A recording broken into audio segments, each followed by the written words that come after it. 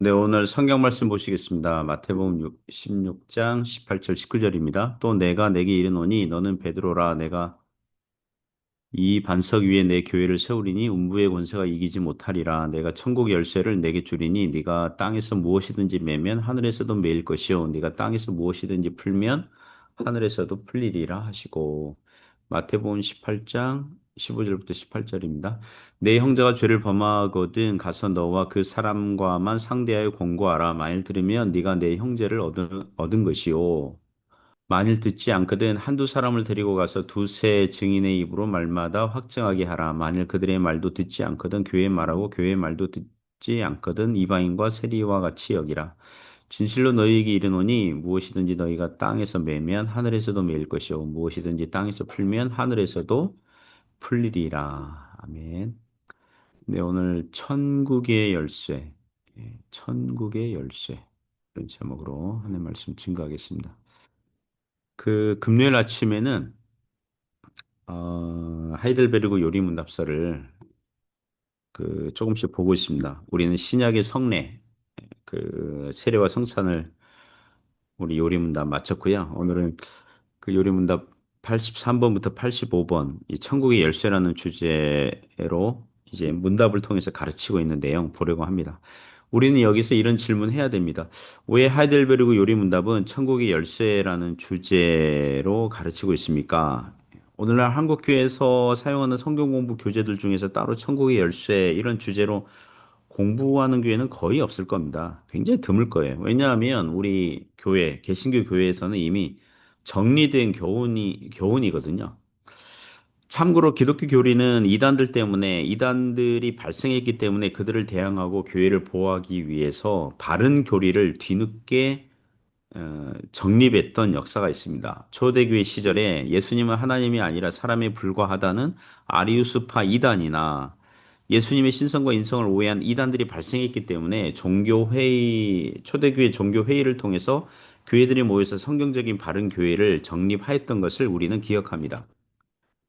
이 하이델베르그 요리문답 만들던 16세기 중반에 천국의 열쇠에 대한 이 카톨릭이 이 성경과 다른 주장을 하였기 때문에 종교개혁 시대에 이 신앙고백서나 요리문답서에서 이런 주제들을 다루는 것을 알게 됩니다. 자, 그러면 천국의 열쇠에 대한 카톨릭의 주장은 도대체 무엇이기에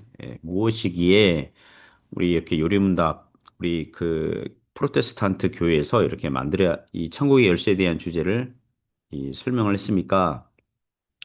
그 신약 성경에서 이 천국의 열쇠라는 용어는 마태복음 16장과 18장에 나옵니다. 그들은 어떻게 설명하냐면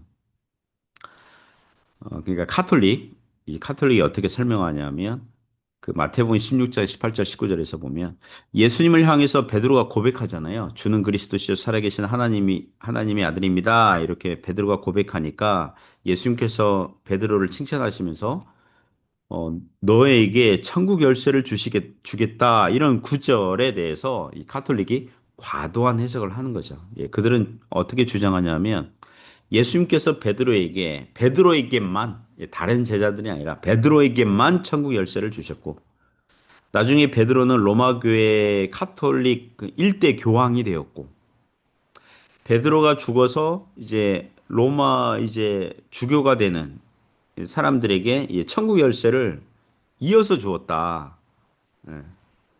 그래서 교황들이, 카톨릭 교황들이, 다른 사람은 안 돼요. 교황들이 또는 주교가 천국의 문이 열리거나 닫히거나 결정할 수 있는 권한이 있다. 이렇게 해석을 합니다. 그러니까 그들의 주장과 해석에 허점들이 많은데요. 이 어떤 허점들이 있냐면 천국의 열쇠는 운유적인 표현이거든요. 상징적이고 운유적인 표현이에요. 예. 그리고 도덕적인 선언이란 말이에요. 어떤 사람에게 복음을 전했는데 그 사람이 회개하고 믿고 신앙 고백하였다면 교회는 그 사람에 대해서 어떤 판단 내려요?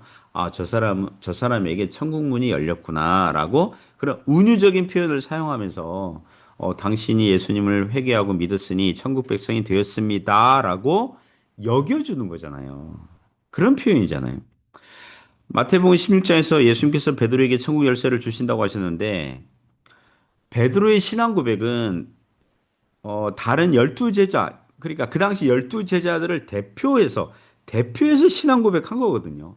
베드로만 한 게 아니라 베드로만 예수님은 그리스도시고 살아계신 하나님의 아들입니다라고 한 게 아니라 다른 제자들도 동일한 신앙이 있는데 그것을 대표적으로 베드로가 고백한 것입니다. 그러니까 천국 열쇠를 주셨다 그러면 전체 제자들에게 주셨다고 봐야 되죠. 그리고 베드로가 로마 교회 감독이거나 주교가 된 적이 없습니다. 성경에 나오지 않아요. 다만 전에 내려오는 썰 중에 하나가 베드로가 로마에서 사역하다가 전도 사역하다가 그곳에서 순교를 당했다. 그런 내려오는 이야기의 근거를 둘 뿐이에요. 그리고 로마 교회에 영향을 끼쳤다 그러면 사도 바울도 로마에 갇힌 적이 있었고 주거 제한을 받으면서 그 로마에서 복음을 전한 적이 있었고 사도 바울이 로마서도 기록하였고 그 영향력을 따지자면 어쩌면 바울이 로마 교회에 공로 지분이 더 많겠죠. 베드로보다. 그렇잖아요. 또 그런 식으로 이렇게 비교하자면. 그리고 베드로에게 주어진 천국 열쇠를 그 다음 로마 교회 감독이나 주교가 어떻게 전달됩니까? 그런 권한을 누가 준 겁니까? 천국 열쇠를 받은 자가 죽었을 때 그 사람 뒤를 잇는 교회 직분자가 물려받는다, 상속받는다라는 구절이 성경에 도대체 어디에 있습니까? 그러니까 카톨릭의 주장은 성경에서 말하지도 않고 의도하지 않는 것을 과도하게 해석하고 포장하고 있다는 것입니다. 교황과 이 그 주교들의 권한만 잔뜩 부풀려 놓은 거죠. 그리고 카톨릭은 요한복음 20장 23절에서 너희가 누구의 죄든지 사하면 사하질 것이요 누구의 죄든지 그대로 두면 그대로 있으리라 이런 구절을 예수님께서 그 제자들에게 하신 말씀이거든요. 이 구절을 두고 아 사도들이 어떤 사람을 용서할 수 있는 권한이 있다 그래서 고해성사를 만들어냈어요. 이 카톨릭은. 그래서 이 고해성사를 한 이게 그 사제를 찾아가서 고해성사를 한 이 신도에게 죄 용서의 권한을 사용한다. 이게 천국 열쇠의 권한이다. 이렇게 주장하거든요. 이와 같이 천국의 열쇠에 대한 잘못된 주장과 해석을 카톨릭 교회가 하고 있었으니 하이델베르 요리문답은 천국의 열쇠에 대한 이 성경적인 교훈과 가르침을 그 하지 않을 수가 없었다는 것입니다. 그래서 이제 83번부터 85번 하는데요. 83번은 이제 천국의 열쇠가 무엇인지 질문하고 답하는 거죠. 질문입니다. 천국의 열쇠는 무엇입니까? 답. 거룩한 복음의 설교와 교회의 권징인데 이 두 가지를 통하여 믿는 자에게는 천국이 열리고 믿지 않는 자에게는 닫힙니다. 자, 이 두 가지입니다. 거룩한 복음의 설교 그리고 교회의 권징. 이 두 가지. 그 마태복음 16장 19절에서요. 이런 말씀 있습니다. 내가 천국 열쇠를 내게 주리니 네가 땅에서 무엇이든지 매면 하늘에서도 매일 것이요 네가 땅에서 무엇이든지 풀면 하늘에서도 풀리리라. 이것은 열쇠라는 상징적인 이미지를 사용하여서 어떤 사람에게 천국이 열리거나 닫히는지를 그 가르치시는 생생한 교훈이죠. 즉 베드로처럼 예수님을 그리스도시요 살아계신 하나님의 아들입니다. 이렇게 믿는 자에게는 천국이 열리는 것이고 예수님을 거절하는 자에게는 천국이 닫힌다는 뜻입니다. 앞으로 베드로나 제자들이 그리고 오늘날 교회가 그리고 일반 평신도 그리스도인들이 복음을 전하였는데 누구든지 복음을 듣고 누구든지 예수님을 주와 그리스도로 믿는 자에게는 우리가 이렇게 얘기할 수 있죠. 아, 당신이 회개하여 예수님을 믿었으니 구원받은 하나님의 자녀가 되었고 천국 백성이 되었습니다. 라고 위로와 확신의 말을 해줄 수 있어요. 이게 바로 천국의 문이 당신에게 열렸습니다. 그 이상, 그 이하도 아니에요. 그러니까 이런 식의 설명이. 만일 입술로는 예수님을 주와 그리스도로 고백하지만 마음속으로는 실은 믿지 않고 있다면 우리가 제자들이나 오늘날 그리스도인들이 복음 전했는데 겉으로 고백한 그 사람의 고백을 듣고 마음으로는 안 믿는데 입술로만 나는 예수님을 그리스도로 믿습니다. 이렇게 그런 사람을 두고 천국 백성이라고 이제 겉으로 하는 고백을 듣고 천국 백성이라고 격려의 말을 했더라도 거짓된 고백을 한 그 사람에게는 천국 문이 열렸어요, 닫혔어요? 여전히 닫혀 있는 거예요. 그죠? 그런 포괄적인 교훈이 84번 문답에서 나옵니다. 84번 보시면 거룩한 복음의 설교를 통하여 어떻게 천국의 문이 천국이 열리고 닫힙니까? 그리스도의 명령을 따라 답변입니다. 그리스도의 명령을 따라 하나님께서 그리스도의 공로 때문에 사람들이 참된 믿음으로 복음을 어, 그 약속을 받아들일 때마다 참으로 그들의 모든 죄를 사하신다는 사실이 신자들 전체나 개개인에게 선포되고 공적으로 증언될 때 천국이 열립니다. 우리 그렇게 믿고 있는 거죠. 그죠? 그렇게 믿고 있는 거죠. 반대로 그들이 돌이키지 않은 한 하나님의 진노와 영원한 정죄가 그들 위에 머문다는 사실이 모든 믿지 않는 자와 외식하는 자에게 이제 입술은 안 믿는다고 하지만 마음으로 안 믿는 그런 외식하는 자에게도 선포되고 공적으로 증언될 때 천국이 닫힙니다. 이러한 복음의 증언에 따라서 하나님께서는 이 세상에서 장차 올 세상에서 심판하실 것입니다. 자, 84번 문답 보면 어때요? 어떤 사람이 복음을 들었는데 회개하고 믿는 반응을 보인다면 참으로 그것은 삼위 하나님의 사역이며 은혜요 선물인 줄 믿습니다. 누구든지 하나님의 말씀에 믿음으로 반응하는 것은 하나님께 영광이고 땅에서는 믿는 자들의 기쁨이에요.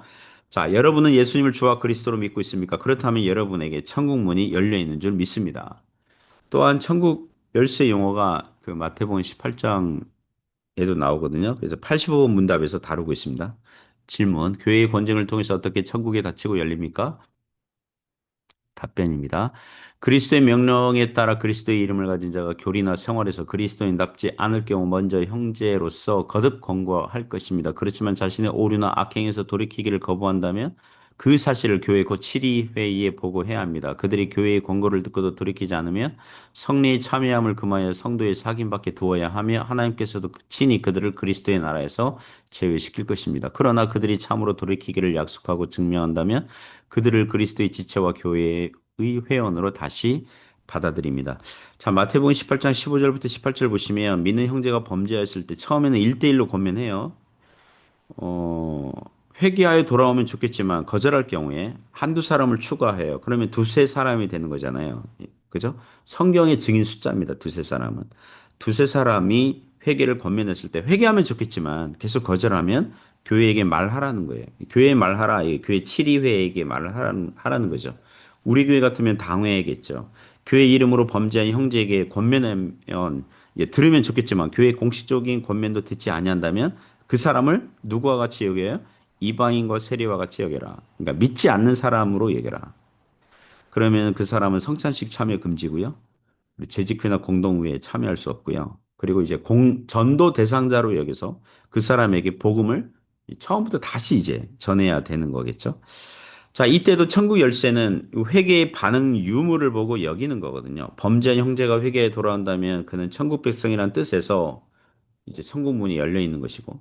근데 만일 회개를 거절하고 교회의 권면을 따르지 아니한다면 그 사람은 천국 백성이 아니며 천국 문이 그 사람에게 닫혀 있다고 여기는 것입니다.